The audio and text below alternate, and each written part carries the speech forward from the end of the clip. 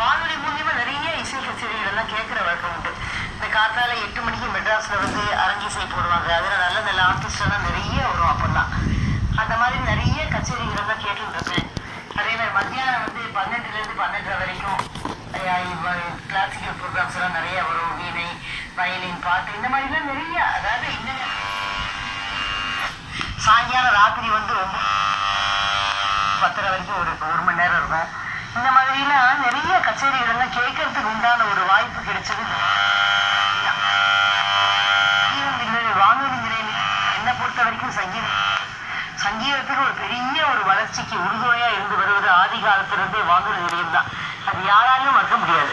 ஏன்னா பழைய கலைஞர்கள் MS சுப்பலட்சுமி, வசந்தகுமாரி, DK பட்டம்மாள் போன்ற சீர்காழி கோவிந்தராஜன் போன்ற பெரிய மாணவர்கள் எல்லாருமே நிறைய இந்த வானொலி நிலையத்துல தான் பாடி பெரிய பேர்ல இன்னைக்கு கடைசி மட்டும் இருந்தாங்கிறது யாராலையும் அதை ஏன்னா பாடி கிராடுவேஷன் வாங்குறதுக்குன்னு ஒரு பெரிய ஆர்வம், பெரிய ஒரு இதே இருக்கும். அதுக்காக ரொம்ப மாதங்களா பிராக்டிஸ் பண்ணி அந்த ஆடிஷன் திரை இசை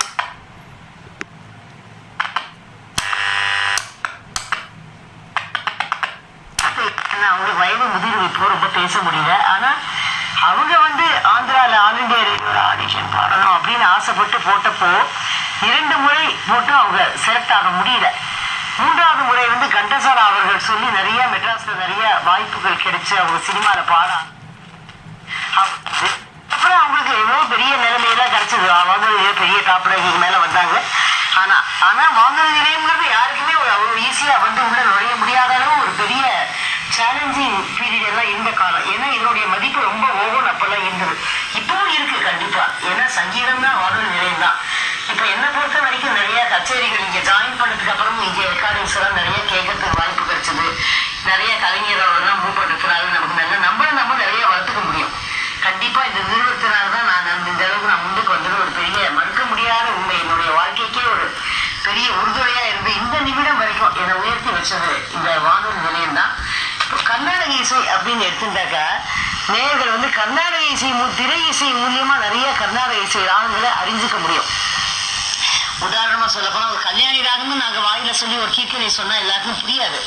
இப்போ கல்யாணி ராகத்துல ஒரு திரை இசை பாடலை சொல்லுங்க. உதாரணமா சொல்ல போனா திருவருட் சொல்லுங்க அப்படிங்கிற படத்துல திருவருட் செல்வர் அப்படிங்கிற படத்துல மன்னவன் வந்தானடி அந்த பாட்டு கல்யாணி ராகம்னா எல்லாருக்கும் டக்குன்னு தெரியும். அதே மாதிரி அம்மா என்று அழைக்காத அப்படின்னு அந்த மாதிரி சில திரை இசை பாடல்கள் எல்லாம் குறிப்பிட்டு இந்த ராகத்துல இந்த பாடல் அமைஞ்சிருக்கு அப்படின்னு சொல்லும்போது இது நேயர்களுக்கு ஈஸியா இந்த ராகமோ இந்த மாதிரி கர்நாடக இசை அமைஞ்சிருக்கு, திரை இசையில இவ்வளவு ராகங்கள் அமைஞ்சிருக்கு கர்நாடக இசை ஆதாரமா கொண்டு இந்த மாதிரி. இப்போ கர்நாடக இசை தான் எல்லா இசைக்குமே ஆதாரம்ங்கிறத உணர்த்தக்கூடிய ஒரு பெரிய பெருமை வானொலி நிலையத்துக்கு உண்டு. ஏன்னா இப்ப திரை இசை பாடல்கள் நிறைய அற்புதமான பாடல்கள் எல்லாம் நாங்கள் ஒளிபெறப்பட்டிருக்கோம். அப்படி இருக்கும்போது இந்த நிறைய ராகத்துல எல்லாம் இருக்கிற பாடலை நாங்களே கூட நிறைய ப்ரோக்ராம் எல்லாம் நாங்கள்லாம் கலைஞர்கள் பண்ணியிருக்கோம். இந்த ராகத்துல இந்த கர்நாடக இசை ராகத்துல இந்த பாடல் அமைச்சிருக்கு, அதை பாடி காமிச்சு அதை பத்தி பேசி அந்த ராகத்தை பத்தி அதை வீணையில வாசிச்சு பாடி இந்த மாதிரி நிறைய நிகழ்ச்சிகள் பண்றதுனால இப்போ கர்நாடக இசைக்கும் திரை இசைக்கும் சரி வானொலி நிலையம் ஒரு பெரிய உறுதுணையா இருக்குங்கிறத யாராலும் மறுக்க முடியாது. எல்லா இசையும் அப்படிதான், எல்லா நிகழ்ச்சிகளுமே ரொம்ப ஒரு அருமையா அமைச்சிருக்கு வானொலியில. என்னுடைய வாழ்த்துக்களை நான் வானொலி நிலையத்துக்கும் நேயர்களுக்கும் தெரிவிச்சுக்கிறேன். ரொம்ப நன்றி அம்மா. ரொம்ப நன்றி. எனக்கு வாய்ப்பு ரொம்ப நன்றி. எங்களுக்காக நீங்க கேட்டவுடைய சந்தேகங்களை நீங்க நிவர்த்தி பண்ணி எந்த அளவுக்கு மக்களுக்கு சென்றடையுதுன்றத ரொம்ப அழகா சொன்னாங்க வீணை இசை கலைஞர் மகேஸ்வரி வெங்கட்ராமன் அவர்கள்.